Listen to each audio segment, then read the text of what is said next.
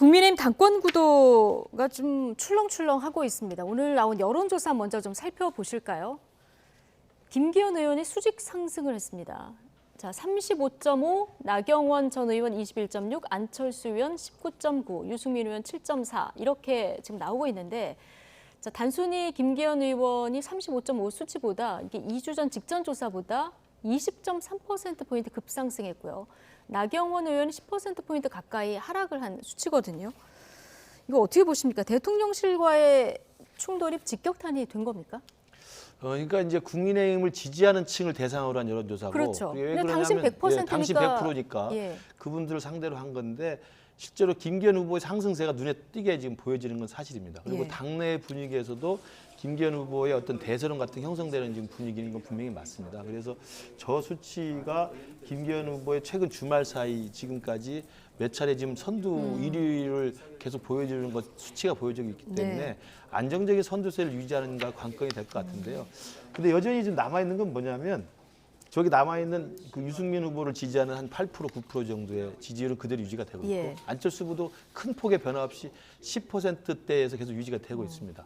나경원 후보가 떨어져 있긴 합니다만 나경원 후보가 지금 어떤 거취를 결정하느냐에 따라서 그 표가 어디로 갈지는 또 추후에 그러니까요. 변수가 예. 될 건데 문제는 결선 투표에 사실은 저는 아이러니라고 생각합니다. 본래 결선 투표는 처음에 유승민 후보가 워낙 앞서가는 상황에서 유승민 후보만은 대선 안 된다는 생각하에서 반윤인 유승민 후보를 잡을 수 있는 방법으로 결선 투표지를 만들어 놓으면 김기현 후보나 누구 친윤 후보가 2등만 올라가도 친윤 후보가 결집해서 유승민 후보를 이길 수 있다는 그런 계산하에서 만든 결선 투표제거든요. 예, 그래서 지금 김기현 의원은 결선 투표까지 안 가고 예. 1차 투표에서 과반 넘겠다 이걸 목표로 그렇죠. 삼고 그게 목표라면 있겠다고 가장 하잖아요. 깔끔한 건데 제가 아까 말씀드린 것처럼 여전히 지지율에서는 힘들어 보입니까? 나경원, 유승민, 안철수 표가 특히 유승민, 안철수 예. 지지표가 그대로 유지되고 있어요. 나경원 의원을 지지하는 표는 좀 하락세가 있습니다만 그래서 유승민, 안철수 표가 유지되고 있는 상황에서는 결선 투표를 했을 경우 나경원 의원을 지금도 지지하는 그 표심이 네. 어디로 흐를까에 따라서는 상당히 좀 역설적인 결과가 나올 수 있다는 점을 여전히 김기현 캠프 측에서는 지금 굉장히 예의주시하고 있는 것으로 알고 예, 있습니다. 일단 나경원 전 의원의 출마 여부를 좀 지켜봐야 그렇습니다. 되는 그렇습니다. 거고요. 예. 그리고 이 여론조사의 응답률이 1.2% 정도 예, 되더라고요. 그리고 ALS 방식이기 때문에 예. 정확한 당심을 반영한다고는 보기는 한계가 있는 여론조사 수치라고 볼 수 있죠. 그러나 추이는 볼 수 있으니까.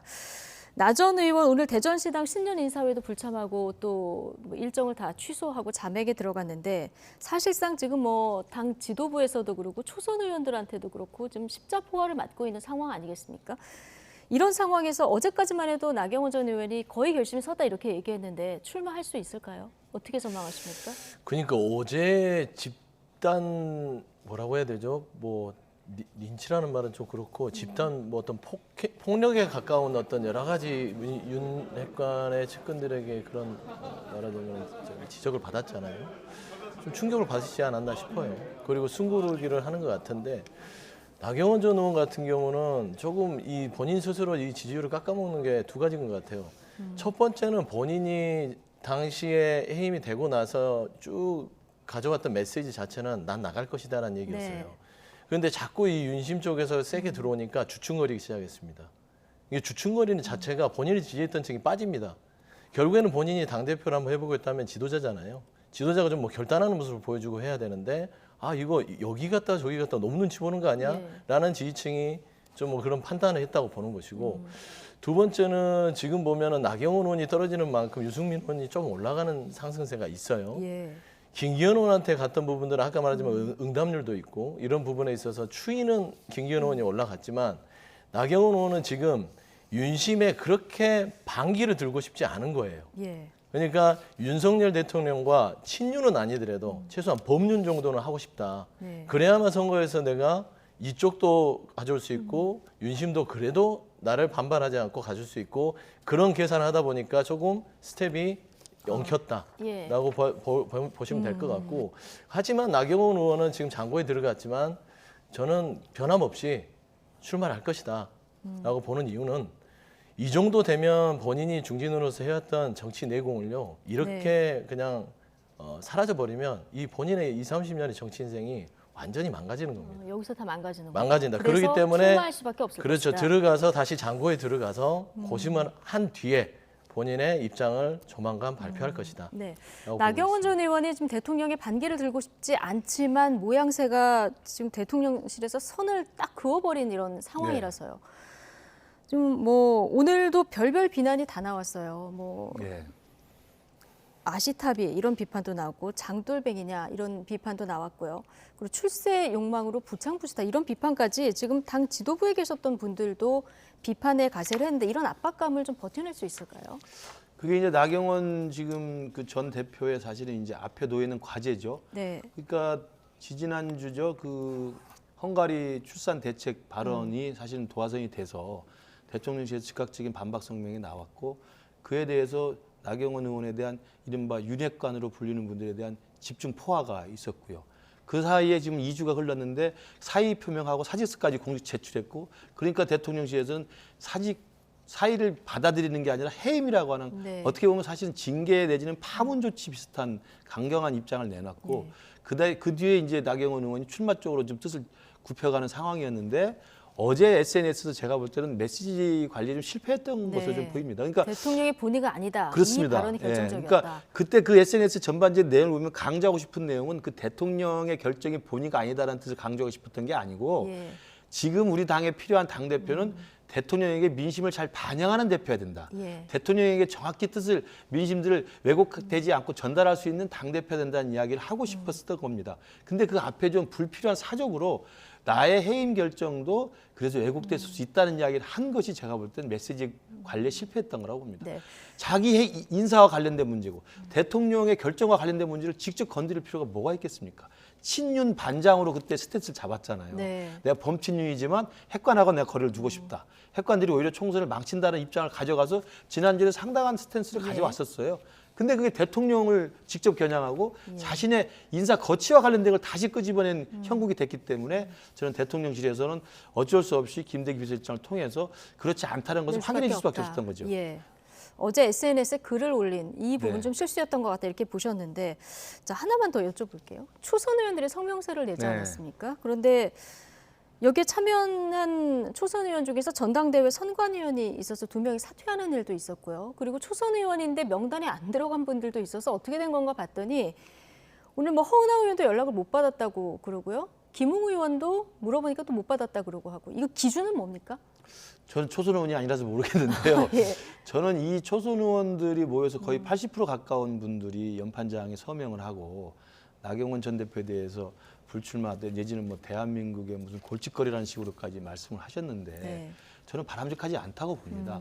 대통령실이 입장을 내는 건 이해가 돼요. 왜냐하면 대통령의 결정에 대해서 잘못된 이야기를 했기 때문에 그 과정을 투명하게 잡아주는 것은 당연히 용산에서 해야 될 일입니다. 그럼 예. 그거면 충분한 것이고 나경원 대표의 메시지 관리에 문제가 있었다면 그 부분에서 정리하고 되는 것이고 나경원 대표가 위안하거나 송구하다는 걸 하면 되는 것이지만 초선 의원님까지 집단적으로 모여가지고 같은 당에 그래도 직전 원내대표를 했던 사람인데 저렇게 무리하게 돌파매직까지 할 필요가 있느냐. 저는 그 부분에 대해서는 정말 좀 과도하다고 생각이 들고요. 예. 보통의 보수 정당의 초선 의원이면요. 과거에 아마 생각나실 거예요. 민본 21이라든지 미래연대라든지 남원정이라는 대표적인 사람들이 있지 않았습니까? 그렇죠. 남경필, 예. 원희룡, 정명국 같은 사람이 있었고 그래도 우리 보수 정당 안에서 좀 더 정치를 개혁하는 방향으로 쓴소리를 할 수 있는 그룹들이 초선 의원이었습니다.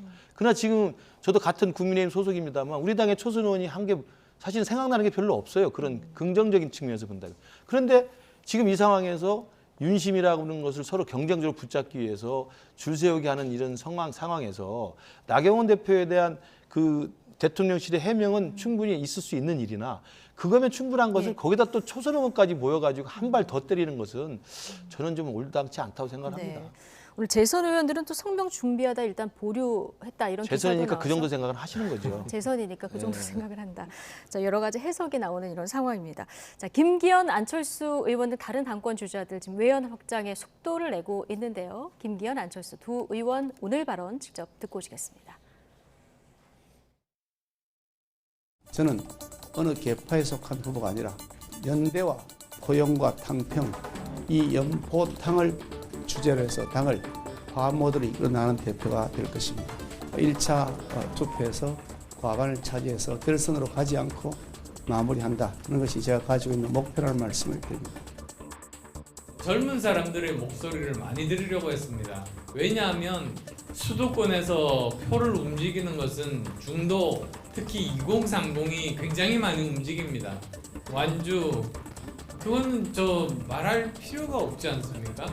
지금 같으면은 완주 안 하면 이상하죠.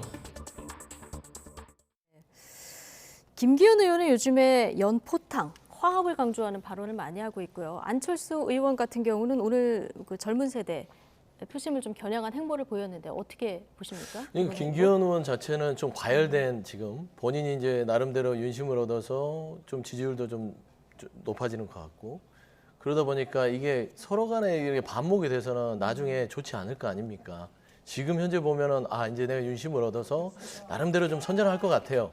그러니까 예. 좀 탕평 그다음에 연합하고 서로 포용하자 이런 메시지를 던지면서 아 이제 선두 후보로서의 어떤 메시지가 나오는 것이죠. 그 전까지는 안 그랬잖아요. 예. 독하게 했죠. 그리고 또 그렇게 할 수밖에 없는 게 결선 투표로 가다 보면 결국에는 제가 늘 얘기했지만 안철수 의원 자체가 굉장히 유리해질 수 있거든요. 네. 이런 차원에서 본인이 지금 대립각을 안철수 의원하고만 세울 게 아니라 나경원 의원도 이렇게 안아야 될 상황이 예. 계산이 그래서 나경원 의원 출마하는 게 좋다. 그렇죠. 예. 그런 이런 여러 가지의 포석들이 또 이제 바뀌는 거죠. 전략적으로. 예. 저는 그런 부분들이 김기현 의원이 꼭 어떤 뭐 좀 예. 심한 말을 하더라도 그거는 용산의 어떤 의중이 있기 때문에 그러지만 전체적으로 연포탕 얘기를 하는 것은 네. 일단은 선거가 이제 다가왔으니까 그걸 좀 안고 가자. 네. 이런 차원에서 좀 입장 변화가 있는 것 같아요. 저는 김- 김기현 예. 그 의원의 연포탕 메시지는 아주 잘 잡았다고 생각을 해요.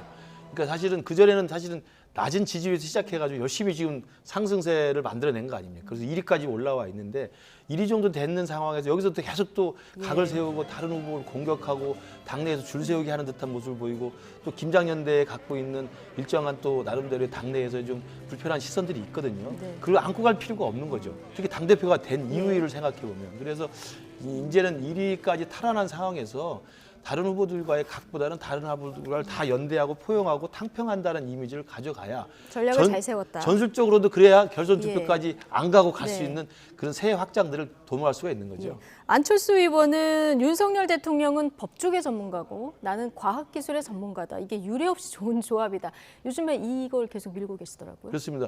여기저기 방송 인터뷰에서 계속 그 말씀을 하시고 계시고 특히 이제 인수위원장을 했기 때문에 연대 보증이라는 개념을 많이 사용을 하십니다. 그건 네. 맞는 이야기죠. 단일화에 또 기여한 적도 있고. 그래서 법조인 출신으로서 윤석열 대통령이 법치와 공정으로 대한민국을 좀 시스템을 다시 정비해주고 그다음에 당대표인 안철수 본인이 된다고 한다면 과학기술이 미래 먹거리를 좌우하는 것이기 때문에 예. 그거 책임지겠다는 것을 역할 분담하는 것이어서 나름대로 안철수 의원의 특장을 살릴 수 있는 그런 긍정적 메시지라고 생각을 합니다. 다만 안철수 의원의 이제 승패의 관건은 사실은 외부 정당에 있다가 새로 들어온 분이잖아요. 그럼 예. 착근하기가 사실 쉽지가 않습니다.